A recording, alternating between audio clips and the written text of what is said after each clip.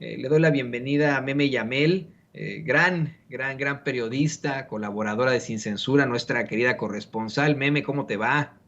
Mi querido Toñito, muy buenos días o casi tardes. Muchas gracias, pero sabes que aunque no nos vimos, te mando un abrazo enorme. Es un cariño el que les tenemos porque aunque no nos vemos muy seguido físicamente, pues compartimos una gran familia que es esta Sin Censura. Así que muy buenas tardes y aquí andamos. Nos tenemos en el corazón, Meme, como tenemos en el corazón al gran maestro Manuel Pedrero, quien también nos está aquí con nosotros para hablar de estas muy importantes temas. Querido Manuel, ¿cómo te va? Hola Toño, muy buenos días, Meme, muy buenos días, saludos a todo el equipo de Sin Censura y feliz año nuevo, próspero año 2022, un honor como siempre, saludos.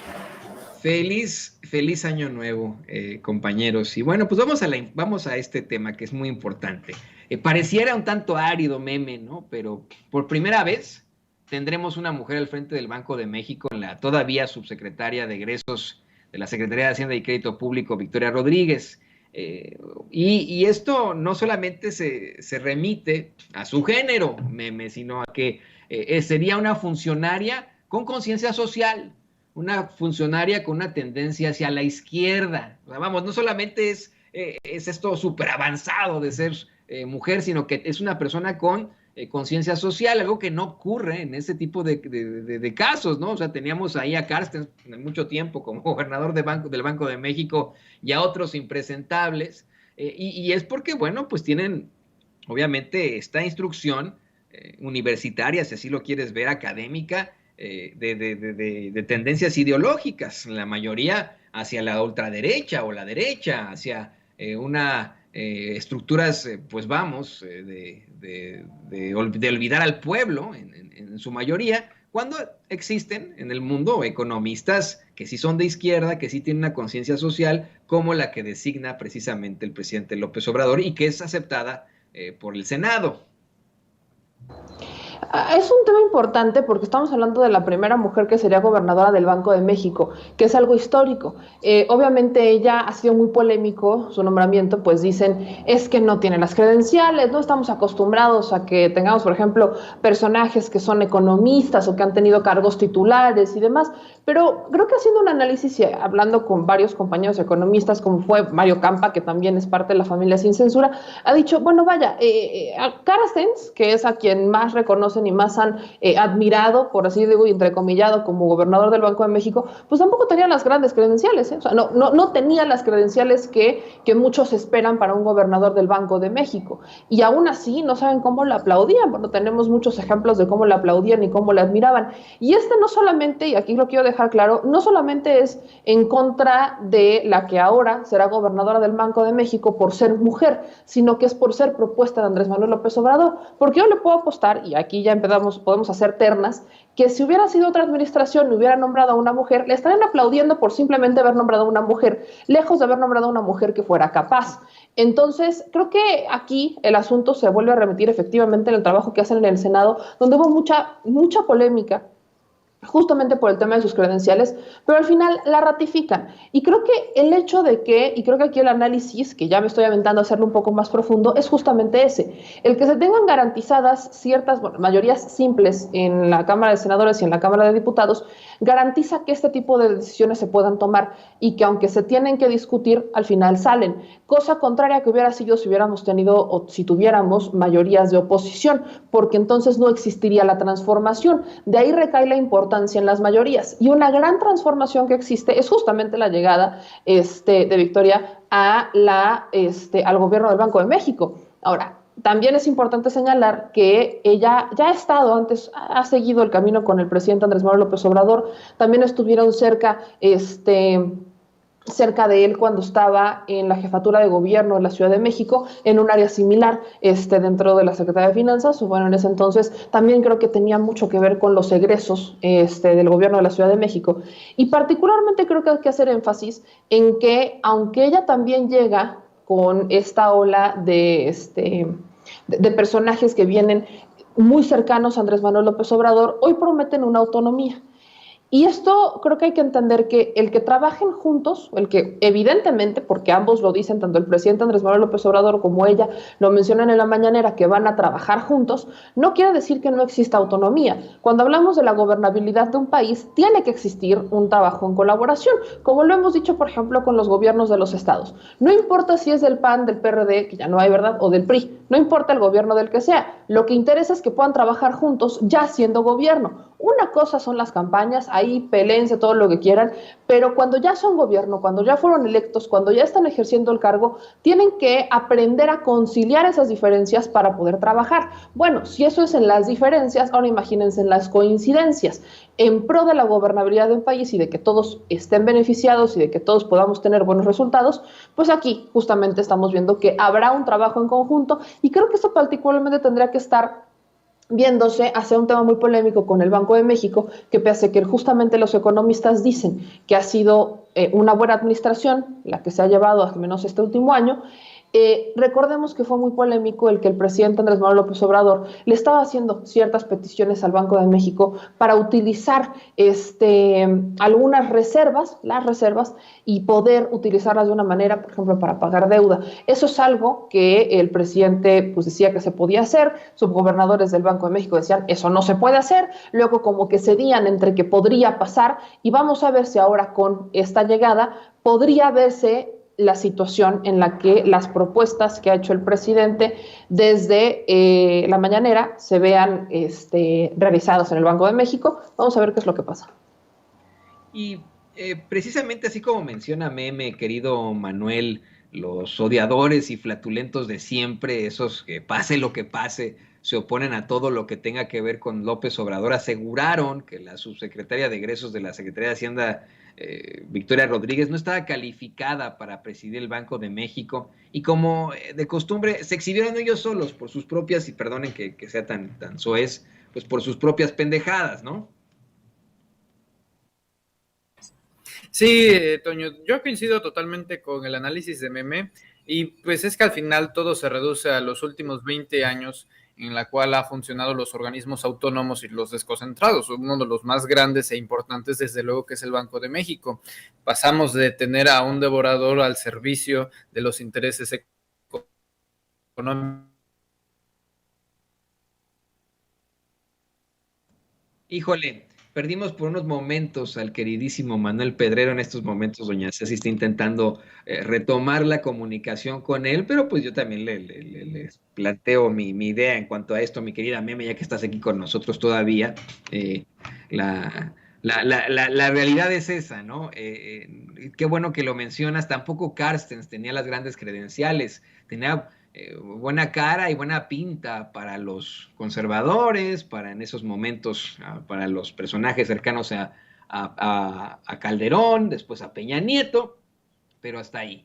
Es el personaje que como secretario de Hacienda, si no me equivoco, consigue que se apruebe el presupuesto en su totalidad, casi de manera, bueno, de hecho de manera unánime, algo que es verdaderamente inaudito en las cámaras, ¿no? Por ejemplo, a alguien así. Y hoy yo quiero insistir con eso, tenemos una mujer que es, pues tiene una idea distinta, que a lo mejor y por eso puede ser considerada como una impuesta por el presidente López Obrador, un peón en el tablero. No sé si haya regresado con nosotros, Manuel. Creo que sí lo tenemos todavía, ya tenemos ahí, está haciendo la reconexión, pero a ver, creo que ya lo tenemos por ahí, ¿verdad? Y me dice, ahí está, querido Manolo, te perdimos por ahí, te ofrecemos disculpas, ya sabes que la tecnología no tiene palabra de honor. Hola, sí, ya regresé de nuevo, no le compren internet Slim.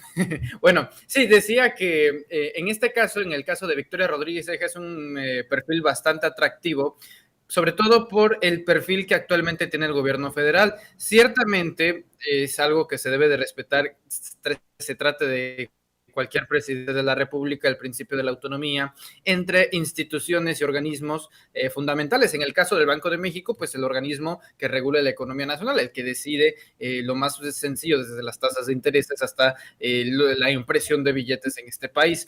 Ahora, en el caso específico de la llegada de Victoria Rodríguez, ¿qué es lo que representa? Bueno, como sabemos, pues se trata de un cambio, de una reconfiguración de último momento, de último minuto, en torno a la figura de Arturo Herrera, que coincidentemente Arturo Herrera también llegó a la Secretaría de Hacienda a través de una reconfiguración de último minuto, después de pues los malentendidos, por no decir que básicamente la traición, el desentendimiento del proyecto de nación que había planteado el presidente Andrés Manuel López Obrador con el primer prospecto para la Secretaría de Hacienda, Carlos Ursúa. Ahora, que llegue Victoria Rodríguez Ceja representa también, queramos o no, porque también hay desgraciadamente todavía esta atmósfera y este ambiente del machismo mexicano, representa un gran logro en la lucha histórica que han tenido las mujeres para conseguir puestos importantes en la administración pública mexicana. Y si se trata de un órgano como el Banco de México, pues qué mejor. Poco a poco también van a venir las críticas de es que son gente de Andrés Manuel López Obrador.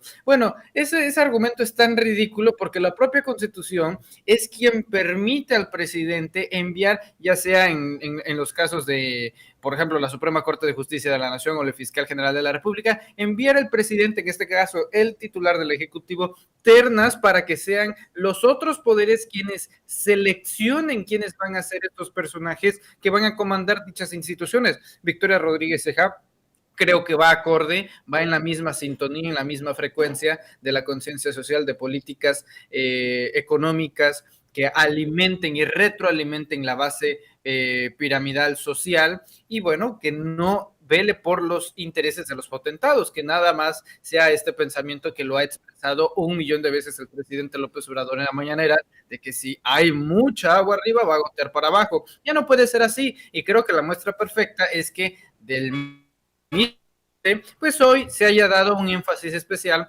a los programas sociales. Así que creo que augura una muy buena administración, una muy buena era con Victoria Rodríguez y pues habrá que esperar. Vamos a cambiar un poco de tema, queridos compañeros, un poco y no, porque seguiremos hablando de cuestiones de Hacienda y además de la última determinación del Tribunal Electoral del Poder Judicial de la Federación. Meme, para muchos fue inconclusa esta determinación. Sí, en efecto, dan a conocer que el Instituto Nacional Electoral tiene que realizar la consulta de revocación de mandato sí o sí, que no tiene atribuciones para suspenderla, pero dan a conocer también que en esto hay una intervención también de la Secretaría de Hacienda, que la Secretaría de Hacienda tiene que observar lo que está ocurriendo aquí. De hecho, en la mañanera, nuestro compañero Carlos Guzmán, otro colega de la conferencia, plantea que si la Hacienda va a tener que darle dinero al INE, que si eso fue lo que determinó el Tribunal Electoral. El secretario de Gobernación, Adán Augusto López, dice que no es así. Explicó que,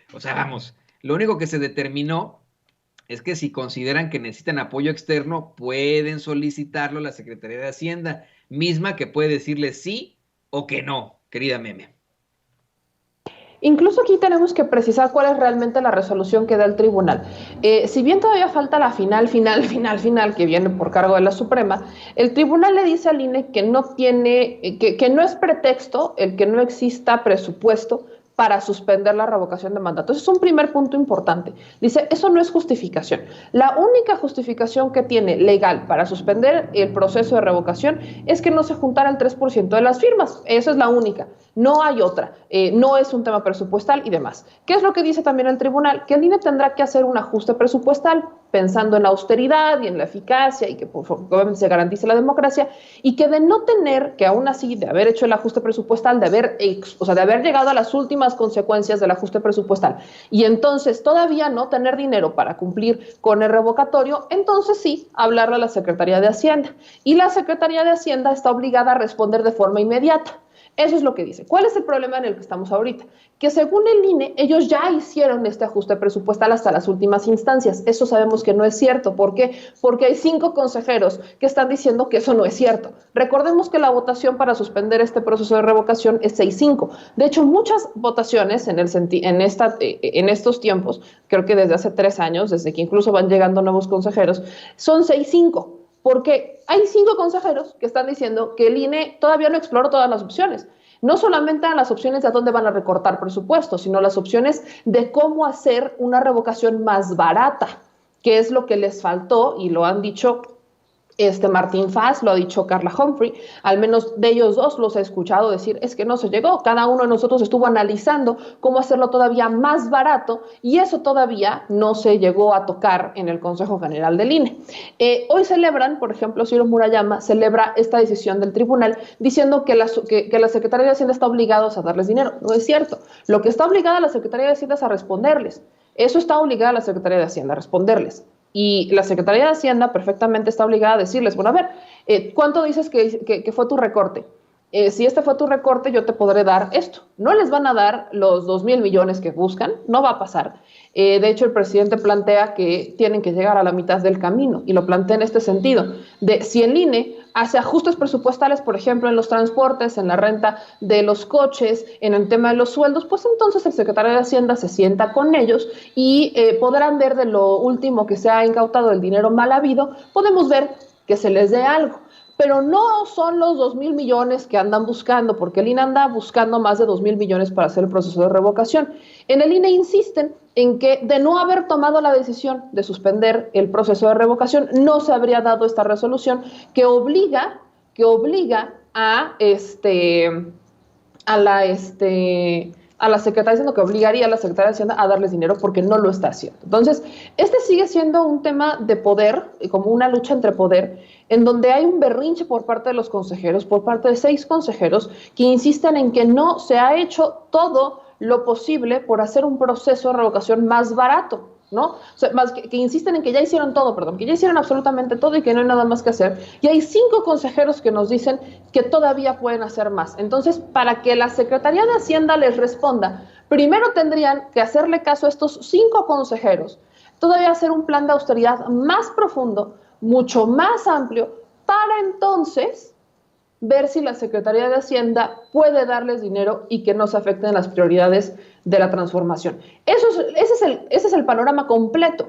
No es nada más lo que está diciendo Ciro Murayama o Lorenzo Córdoba, que están celebrando esta decisión. No, el panorama completo es que primero tendrían que agotar todas las opciones antes de que el secretario de Hacienda les responda, porque lo que podría pasar en este momento es que el secretario les puede responder que todavía no no han agotado todo el proceso de austeridad o que no han agotado todo el proceso, porque si alguien puede conocer las cuentas y cuánto dinero tienen asignado para cada quien es la Secretaría de Hacienda, perfectamente les puede decir todavía no han hecho un plan de austeridad e incluso si les diera dinero no les van a dar estos 2,000 millones, lo que obligaría a INE a hacer un ajuste presupuestal más grande, porque el pretexto ya no existe. El pretexto es, no hay dinero. Bueno, el tribunal les dice, el que no tengas dinero no es pretexto para no hacer la revocación de mandato, así que habrá ajustes que se tendrán que hacer con todo y que Hacienda les dé dinero, porque así como que les vaya a soltar 2,000 millones de pesos, no lo creo.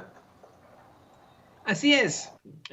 Además de hablar sobre la intervención y no de Hacienda, el secretario de Gobernación, así como dice Meme Yamel, Adán Augusto López, comentó que la resolución del Tribunal Electoral revoca simple y sencillamente el acuerdo que había emitido el INE para suspender la revocación de mandato, vale la redundancia, y que la única causa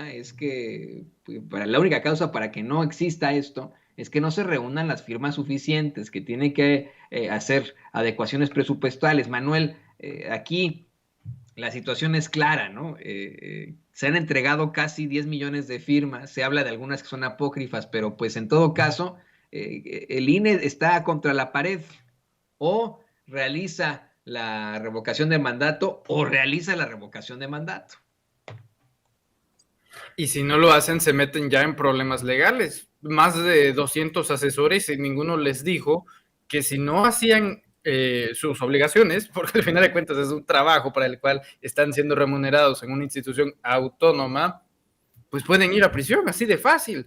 Yo creo que esta sin duda representa una victoria, pero no por las fuercitas de quien ejerció presión, que si la presión social, que si la presión, no, o sea, nada de eso. Ciro Murayama en su momento dijo que, por ejemplo, esta denuncia que había metido la presidencia de la mesa directiva de la Cámara de Diputados, que después había retirado por parte de Sergio Gutiérrez Luna, era una victoria de la presión social que había cometido los intelectuales, la sociedad civil, los medios de comunicación, cuando pues en realidad no se trata nada de eso. En el caso particular de este revés que da el Tribunal Electoral, es una victoria de lógica, porque desde luego no hay recurso para decir no podemos hacer la revocación de mandato en base a que aquí no hay dinero. No, sí hay dinero. El punto de la administración y de la redistribución de los recursos en las cuales el instituto se le va a terminar dando casi los 20,000 millones de pesos es cosa de ellos, no del resto de las autoridades que les terminan dando el financiamiento y los recursos. Que no hay, como ya se mencionaba, la única forma en la que se suspendería la revocación de mandato es que no se lograra recabar el mínimo de firmas requerido. Y el problema está en que se triplicó esa cifra. De hecho, es ampliamente superior al número de firmas que se terminó reuniendo para la primera consulta popular, en específico la de juicios presidentes del 1 de agosto de 2021, del todavía el año presente. Aquí se llegó casi a las 10 millones de firmas. Apócrifas, bueno, irregularidades siempre va a haber, pero también es que no hubo certificaciones, no hubo garantías para plantear incluso las nuevas tecnologías que estaba elaborando, proponiendo el Instituto Nacional Electoral, como la firma. Este es un problema que viene desde 2018, que si no pueden hacerlo con el simple celular, tomar la foto porque no hay sistema, no reconoce las firmas, habla de las deficiencias que tiene el propio Instituto Nacional Electoral para hacer sus propios procesos internos y luego realizarlos. Nunca se trató de algo de dinero, Toño o Meme. Nunca se trató de que no teníamos el suficiente presupuesto.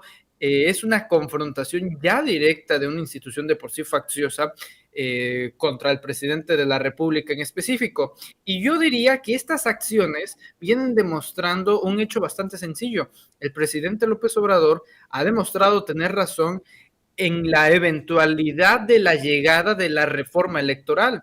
Por eso, cuando se metió esta demanda a través de la mesa directiva de la Cámara de Diputados, dijo, no estoy de acuerdo con esa acción penal, porque sería darle justamente carne a la oposición de que, ya van los diputados del presidente, los diputados de Morena, el autoritarismo, las prácticas dictatoriales de intimidación a través de procesos jurídicos, por eso se retira la demanda y que sigan de esta forma, porque eso sienta las bases para que no haya un solo pero, tanto dentro de la opinión pública aquí en México, en el extranjero, para que se haga una reforma electoral y al final pues haya una limpia profunda del Instituto Nacional Electoral y del Tribunal Electoral. Y bueno, le pido a don David que nos grabe con esto, compañeros, ya para cerrar en el último de los temas de esta muy interesante y candente mesa de análisis. Precisamente sobre esta determinación del Tribunal Electoral, el presidente López Obrador pues celebra que pase lo que pase, que hayan determinado lo que hayan determinado, no va a haber problema con la revocación del mandato, Meme, sobre todo porque asegura que la consulta va, que lo que hay que celebrar es que se cumple lo que se determinó, ¿no? No solamente la Suprema Corte de Justicia manda la chingada al INE, es también ahora el Tribunal Electoral que manda la chingada al INE y esto se satisface sobre ese principio absoluto de que violaron la Constitución, así como lo decía Manuel hace unos momentos, teniendo 200 asesores, ninguno de estos les dijo que al violar la Constitución podían enfrentar consecuencias legales muy serias. Imagínense eso, ¿no? Bueno, pues ahora al fin y al cabo la justicia prevalece y la consulta va porque va, así lo celebró el presidente López Obrador, Meme. De hecho, sí, el presidente ha insistido en que la consulta va, ya sea si no es con el INE, lo hacemos a través de la organización ciudadana, si no es de esa manera, pues entonces le pagamos a unas encuestadoras para que al menos se haga el sondeo, unos vía telefónica y otros a través de campo.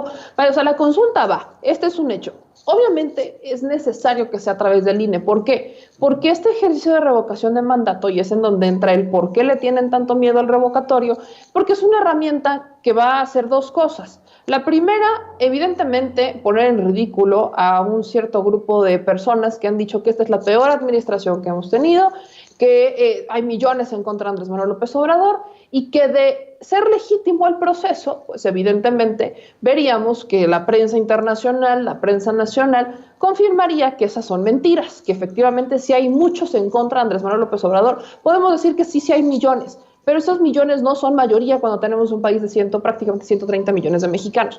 Así que sí hay millones, pero no son todos, no son mayoría, lo que le sigue dando legitimidad a la administración para que siga tomando decisiones que van a satisfacer a la mayoría poblacional. Por supuesto que es un gobierno de transición en donde se han tomado decisiones que no benefician a estos millones que están en contra, claro, pero siguen siendo minoría. Entonces, se habla mucho de que este gobierno tendría que haber gobernado para todos y lo que quieran.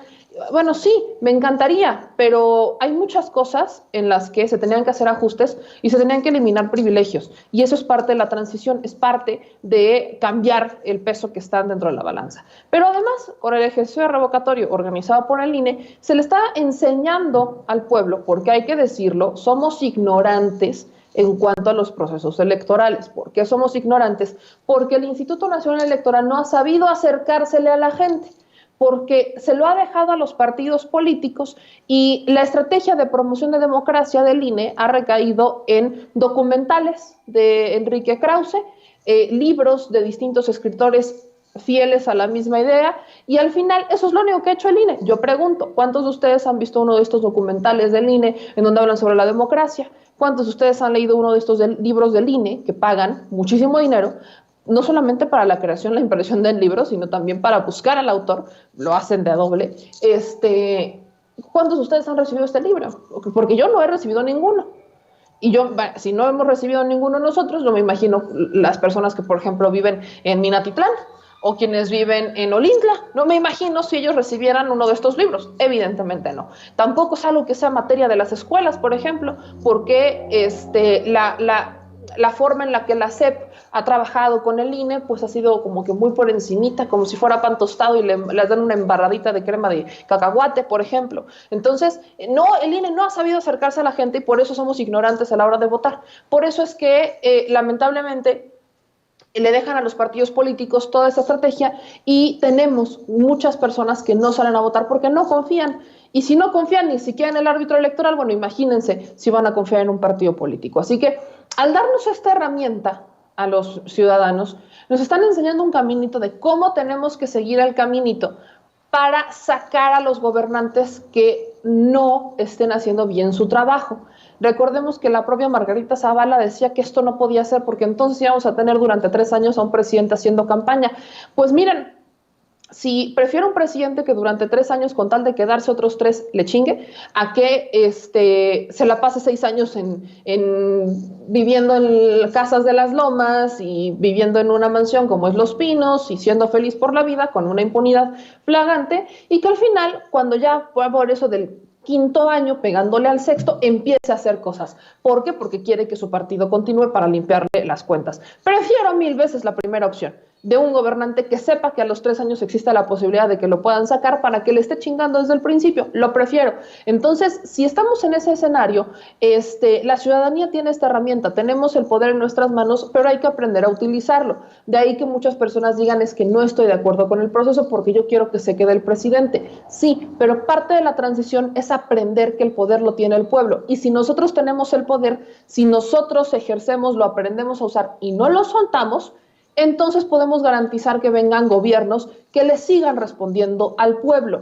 Ese es el tema. Creo que es de las grandes lecciones que va a dejar este presidente, aunque muchos no estuvieran de acuerdo con él. Manuel, ya también para cerrar, ¿qué podemos esperar ahora de esta resistencia del INE a la revocación del mandato? Ya se opusieron en la Cámara de Diputados, se opusieron ellos en sus sesiones extraordinarias, deciden aplazarlo, los manda a la chingada tanto la Suprema Corte de Justicia como el Tribunal Electoral. ¿Cuál podría ser ahora el nuevo paso del Instituto Nacional Electoral, encabezado por un Lorenzo Córdoba, por un Ciro Murayama, ante pues esta necesidad que tienen desde el conservadurismo, desde la ultraderecha, esta necesidad absoluta de detener esa revocación del mandato? Tendrán que ceder, Toño, tendrán que ceder de una manera u otra porque ya no se van a estar enfrentando a nada más declaraciones en la conferencia mañanera del presidente Andrés Manuel López Obrador, sino que a su par también vendrá lo más importante, el juicio público. Ese juicio, Toño, va a ser ineludible. Y creo que el propósito de todo esto, de hecho, rememorando y citando aquí a Jorge Cepeda Patterson, él recuerda que en una biografía que hacía de Andrés Manuel López Obrador, cuando él era más joven, entre sus 20, 30 años, él recuerda que los ejercicios de consulta para Andrés Manuel, así lo narra en su libro Los Suspirantes, para Andrés Manuel López Obrador, solamente es confirmar algo que él ya siente que debe ser. En el caso de la revocación de mandato, él sabe muy bien que va a salir sumamente ratificado, pero de una manera exponencial. A corto plazo, pues los costos políticos sería un presidente bastante fortalecido, una oposición que muestra que está sumamente debilitada, la opinión pública señala que obviamente el presidente López Obrador tiene 7 de cada 10 personas que lo aprueban, al mismo tiempo eso reflejaría una campaña a todas luces de los medios de comunicación, participe la gente o no en la consulta, pero él ve el futuro. Él ya está convencido de que el ejercicio de revocación va a salir perfectamente bien, o sea, es básicamente pasar desnudo sin ningún metal bajo los rayos X. El punto que quiere Andrés Manuel es el futuro para que quede el precedente. No es para él en sí la revocación de mandato, sino para la investidura presidencial, para quien ocupe en el futuro el cargo de presidente de la República. Una vez establecido ese precedente, con que se juegue una vez como pretende ser en este año de 2022, con que se juegue solamente una vez, eso es inevitablemente la forma en la que la oposición ahora tendrá que, debido a las condiciones, tendrá que jugar de forma obligada. Por eso no estuvieron promoviendo la revocación de Andrés Manuel, porque sabían que iba a perder muy fácilmente, no tenían la más mínima oportunidad. En cambio, si jugaban, estaban avalando el ejercicio para un futuro en caso de que, por alguna loca razón, un presidente del PRI, del PAN, ya ni decimos del PRD, volviera al poder, pues tendría que aplicarse la revocación de mandato. Ahora que ya está dentro de los términos constitucionales, eso es un hecho. Una vez establecido el precedente, no hay vuelta de atrás. Lo que más le interesa de que se realice este ejercicio al presidente Andrés Manuel López Obrador es el futuro. El presente lo tiene bien dominado y la oposición, bueno, es simplemente lo meta institucional. Ya no pudieron hacer nada entre los partidos políticos, así que ahora el único jugador que queda es el árbitro. Y ya el árbitro, pues está nada de ser derrotado, así que ¿qué otro jugador queda en la cancha de juego? Nadie. Se va a terminar de hacer, guste o no. Así es, querido Manuel, creo que te perdimos por ahí, pero yo estoy totalmente de acuerdo contigo. Al fin y al cabo tendrán que ceder, tendrán que saber pues cuál es la opinión del pueblo, tendrán que seguir lo que les pide el pueblo, y es un pueblo que está absolutamente politizado, que los está fiscalizando con mucha fuerza. Querido Manuel, ¿por qué no nos compartes tus redes sociales? Yo también, Meme, la forma en la que la gente puede estar en contacto contigo, pueden seguirte en tus redes sociales. Cuéntanos, querido Manuel. Claro, Toño. Bueno, antes que nada te envío un fuerte abrazo, feliz año nuevo, igualmente a mi meme querida, fuerte abrazo, cuídense bastante, feliz año nuevo, próspero año 2022 y bendiciones a todo el chat que nos ve y que nos escucha, que sea un año bastante fructífero y lleno de bendiciones. Pues nada, nos pueden seguir como siempre a través de nuestro canal de YouTube, Manuel Pedrero, y luego los invitamos a que se suscriban y que no se pierdan a las 4 de la tarde, que activen la campanita y no se pierdan a las 4 de la tarde las transmisiones diarias que hacemos en Sin Máscaras junto a nuestro querido Hans Salazar, donde ahí damos noticias a lo loco, así que ahí los esperamos en Sin Máscaras a las 4, Toño.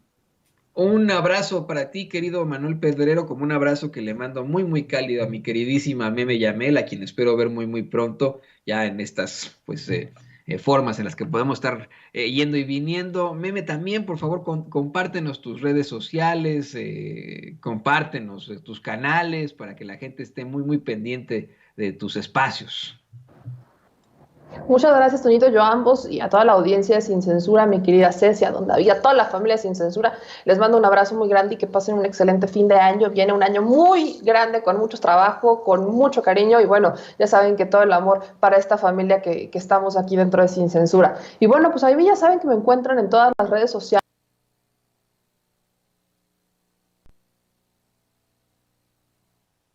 Híjole, justo Meme estaba a punto de darnos sus redes sociales, a ver si don David puede ponerlas de todos modos por ahí. Acuérdese que su canal es Meme Yamel, su cuenta de Twitter es @Meme Yamel CA.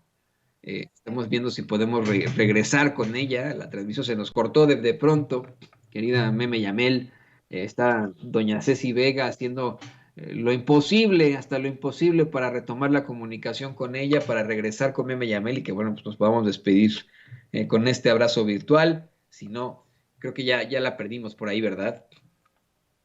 Bueno, bueno, pues se les dice que nos ve perfecto Meme, pero se le fue por ahí. Búsquela en al Chile, usted lo sabe perfectamente. Ahí está de vuelta Meme. Adelante, Meme.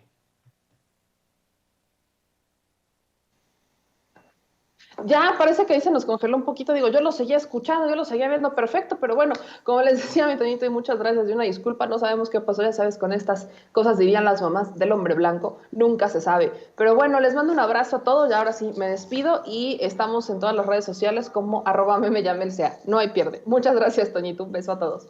Gracias a ti, Meme, gracias a Manuel Pedrero y gracias a usted por participar en esta muy interesante y fuerte mesa de análisis. Les mando mi corazón, mi cariño a Meme, a Manuel y a usted, público consentidor que nos ve y que nos escucha.